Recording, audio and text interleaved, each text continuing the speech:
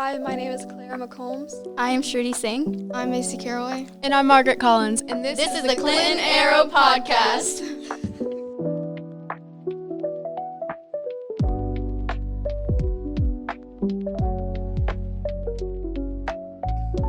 So I was told by Miss Berry, who teaches math at Clinton High School, that a group of juniors, 4 girls, started a service project, which was amazingly not linked to any one group. You're going to hear in a little bit that they connected with all of the clubs and all of the students and teachers across the high school. But they asked for a service project that they could donate some items in donation boxes, inventory these items, bring them all together for at Batson Hospital. So I had the chance to sit down and talk with them, and it was incredible. I hope you enjoy it.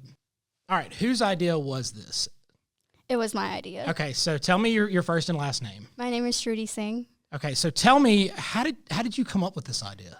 So I'm a member of the Mississippi Department of Education Student Advisory Council, and in one of our meetings, we got to hear from Lieutenant Governor, and he was basically talking about all the reasons why a lot of students in our state have to miss school, and one of the biggest reasons was financial reason. And as someone who wants to go into the medical field, I looked at it through the eyes of a physician, and I thought about the kids who are in hospitals and constantly miss school because of that. Yeah.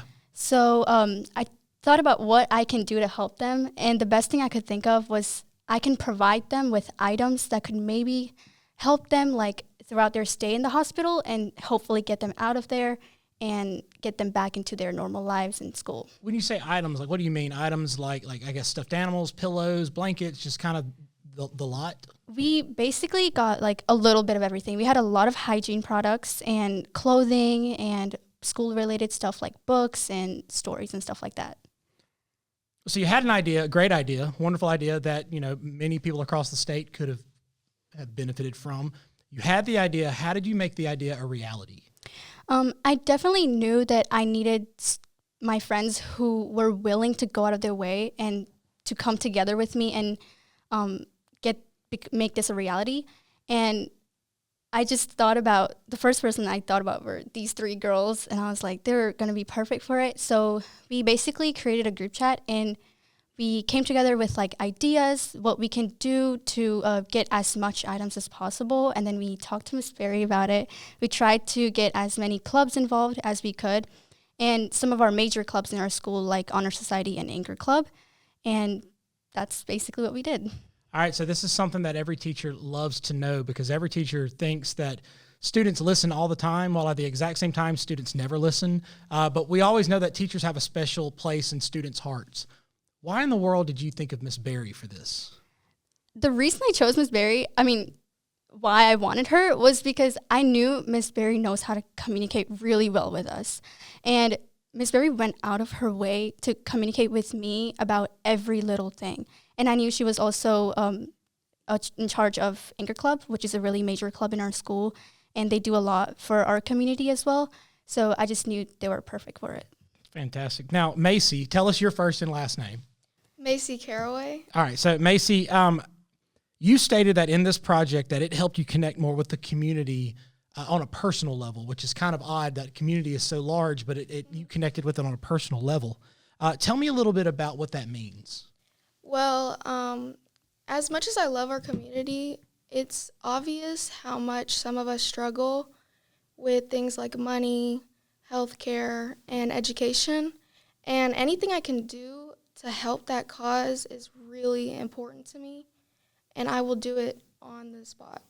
And so will these girls. These are some of the most incredible people. And not only has this project helped the community in such a large way, it's opened doors in my life too. By getting to work with these girls and getting to work with Miss Berry and the student body, it's made me have connections with some really outstanding people. So connecting with the community, you're what? You're a junior, so you're 16, 17 years old? 17. Okay, so you're growing up. You've got, in the next 10 years, you got to think you're 27 years old, so you're starting all of that foundation that's getting ready to be a young adult, and you've made these connections with the community to where you realize in a world where it could be so bad, you can impact some of the positive change. Tell me about some of the people you met along the way, both here at the high school and with the hospital, that's kind of impacted you. Well, to start, I met some really nice people at the hospital, and I even met a little helper dog, and that was super sweet, and they were just some really incredible people. Like, they just were very cooperative with us, and they helped us get all the bags and onto the little carts and stuff. And I've also gotten to talk to a lot of teachers, like Miss Purvis and Miss Berry. How did you interact with the teachers? How did you see something new with them, kind of beyond that just basic child-adult relationship? Yeah. So beyond just being my teacher, they were very helpful and just a mentor, and they helped guide us because we don't really know how to do this. We're only juniors. So Miss Berry especially was super helpful in being like a mentor and helping us get those connections and talk to more people about getting in through Anchor Club and everything like that. So would you say it kind of took you out of your comfort zone? Were you pushed a little bit further than usual? Sure. Yes, for sure. I'm kind of like a quiet kid in a way. So, yeah, it definitely helped me have more impact, like socially as well. So, Clara, let's talk to you real quick. What's your first and last name? Clara McCombs. Okay, so like Macy said, it was kind of an all hands on deck kind of thing. Everybody was involved. How did the school help out as a whole? And then how did y'all get them to buy in?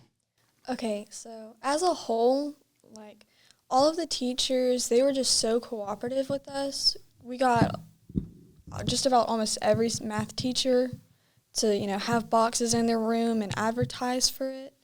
We also got some of like the health science teachers to help us as well. And like the students, they were like always bringing something in. It was just about every single day in Miss Berry's room that we would go in and like start documenting what we had. And like that was just really amazing to see. What kind of surprises kind of came your way from your fellow students? Because you said if it was a big time buy-in, did it explode a little bit larger than you thought it would? A lot larger. So we actually expected to raise like $100, maybe $200, but we ended up with $2,500. So like the students, they like really came together and started like buying in, and like it was just so cool to see. So the students helped in, and then we've heard previously that the teachers kind of were involved in it as well. How did the teachers get involved beyond just the boxes? Were there any type of encouragement that came your way from the teachers? Miss Purvis, like, and Miss Berry, like, they were always, like, right with us, telling us we're doing, like, so good. And also, like, just the math teachers in general, they were, like, just encouraging, like, of us for, like, going out of our way and just, like, trying to help everybody. I know for a fact that there are teachers and students in this school building who have been impacted by child diseases, whether it be cancer, whether it be neurology issues and all. Did you have any kind of impact or interaction with people that you knew you were helping, or did it just seem like something fun at the time?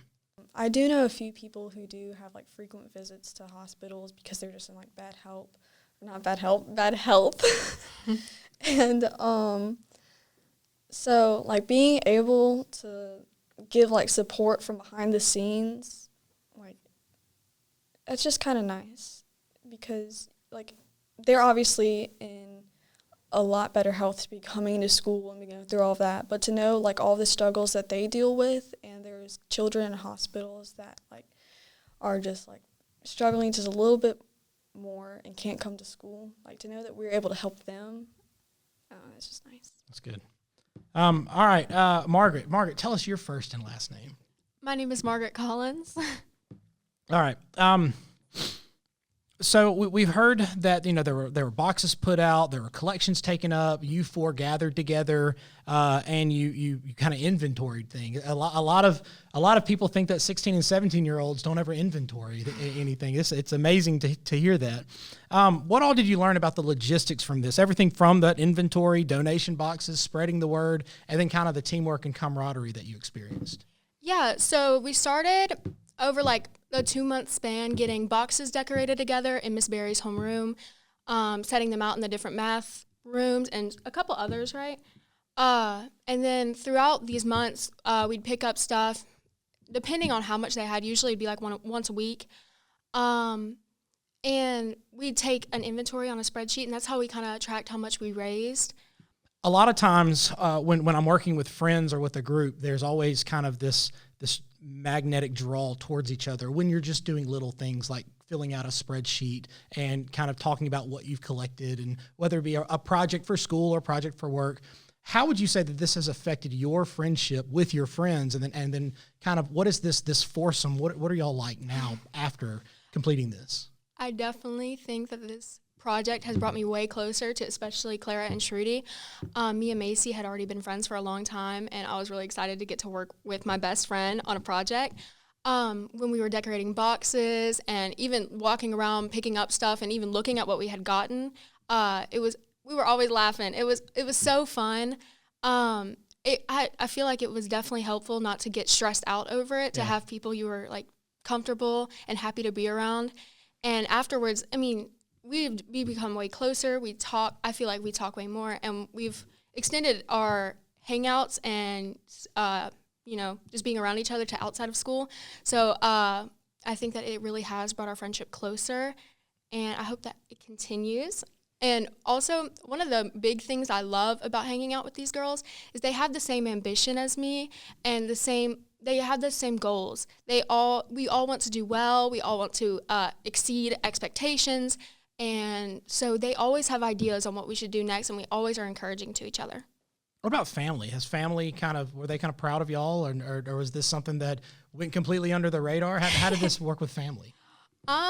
I don't know much about you guys's, but my mom was real impressed. She didn't hear much because, well, she doesn't really ask often, but by the end of it, I was like, hey, Mom, we did this thing at school, and we raised like $2,500, and she was like, what? I didn't even know we were doing that. But I didn't even get to go to the donation drop-off, which really upset me. I was real sick. But they still helped me feel included. Would you guys have lunch at your house beforehand? And they brought me lunch and tea. I don't know, it was so sweet. That's good. All right, so kind of the last question, kind of for everybody, so I guess we can move the microphone when we need to. But what all do you want to do with your futures, and how do you think that this project has kind of helped that out? You can fight over who gets to go first. Okay, I can go first. It's fine. I've always known that I wanted to go in the medical field, like always, but I was always conflicted on if I wanted it to be something a little less stressful, like a pediatrician or just like a family doctor. But this has kind of opened my eyes to the world of the hospital, and although it's a more stressful environment and would probably be way harder, I think that it's also more impactful and more needed, and it really has swayed my decision on which kind of medical I want to go into. So it kind of has made me a little bit unsure about the future, but I know that now I should probably look into internships and, shadowing some nurses and stuff, so that I can get closer. Well, the good news is that the older you get, the more unsure you're going to be about your future, and the more you get to explore, so that's really good. What about the others of y'all? How has this project kind of helped with your future? As I said earlier, this project was inspired because I wanted to go into the medical field, and I was looking at it through the eyes of a physician. And, I mean, of course, I know I want to go in the medical field. I think I want to go into surgery as of now. This project really opened my eyes to what the medical field is like, and it kind of shows, like, what our community is facing right now, the issues that we have currently, and how maybe I can help with that. Yeah. So definitely, I think this project really helped me bring that together. That's good. What about you, Clara? So I've always also wanted to go to the medical field. No surprise there. But I specifically want to be a forensic pathologist, which I know doesn't really interact with a lot of, like, the patients and whatnot. But, like, seeing how the hospital can be broken down into, like, all of that, and seeing how the community can, like, help even outside, like, it's just really interesting to see, and kind of makes you want to work in a hospital. But I think I'm dead set on forensic pathology. That's good. I'll ask you in 10 years, and we'll see where you end up. What about you, Macy?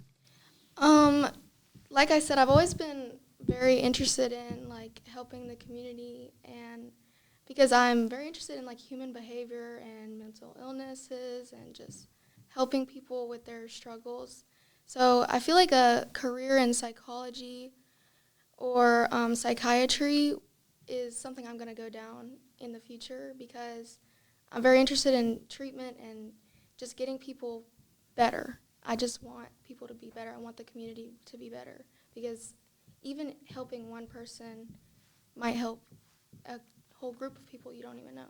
Yeah, it's got those residual effects for sure. Exactly. Awesome. All right, well, I appreciate all of you. I'm excited about where you'll be in the future and how you'll reflect so wonderfully on this school district and on your families. And then who knows, maybe I'll have to see you in the hospital down the road. Hopefully that's not the case, but that is. All right, well, I appreciate all of you. Thank you. So you're the Miss Berry that they were talking about. You've been involved with Clinton for a good long time. You graduated from Clinton? Yes, correct. What year did you graduate? Do I have to say that? What, if you want to? In 2000. 2000. There you go. Yes, You were the millennial right. kiddos. Right. You're the daughter of a staple and a foundation of all math here with the Right. Shirley Shuffle. So That's right. Miss Woodard is your mom, and then you've been teaching math here for a good while, and Right. you've done a lot. You do sponsor the clubs. You teach. I teach Honors Algebra 3 and Civil Engineering and Architecture. And then you used to be the cheer sponsor. Used to- Do you want to go back to that? Yeah, I'm good. I'm good. So we've met these four wonderful students. You know, they're just kids, right? And so a lot of times we often think that, you know, what hope does the future have? What's going on with the future of Clinton? What's going on with the future of America? And these four are a pretty good slice of what we see this generation growing up becoming. So again, you've got a great group of students that kind of have the world by the reins. They're smart, they're outgoing, they've got all the check marks. But how do these four, in your opinion, how do they reflect in today's students as a whole that could be said that they're very, self-focused, but this kind of shows that they're really selfless? What do you have to say about that? Right. I think that this group of girls definitely break that teenage stereotype of being, like, as you said, a little more self-focused and maybe not as in tune with or concerned with the needs of others. I think they totally break that stereotype. And they knew they wanted to help their community. They identified a specific need and just went above and beyond to accomplish that. And I think that there are other teenagers that want to do the same thing. As you said, talked about getting others to buy into it. And, I mean, yes, some were offered incentives such as extra credit or a service credit. But, I said, you can bring one thing or you can bring 10 things. It doesn't change your extra credit. Well, they were bringing in so many items and just getting excited about their donation. So it wasn't just about the extra points.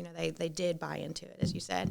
And so I think that others want to help. They just don't know how. And so I think that the success of this group of girls and their actions can hopefully serve as an example for and an inspiration to others to step up and do the same thing. Have y'all, has the faculty, did y'all have any kind of conversations about what was going on? Because they said they thought they were going to raise about $100, $200 Right. worth of stuff, and they exceeded that by a ton. Right. Did y'all have any conversation about how blown away y'all were with that? Right. Yeah. So it kind of started with just an email and saying, and me talking to teachers on the hallway and just asking who's willing to, have a box in their room. And then a few others that off the hallway, like on the health science hall, they contacted me saying, yes, we want a box.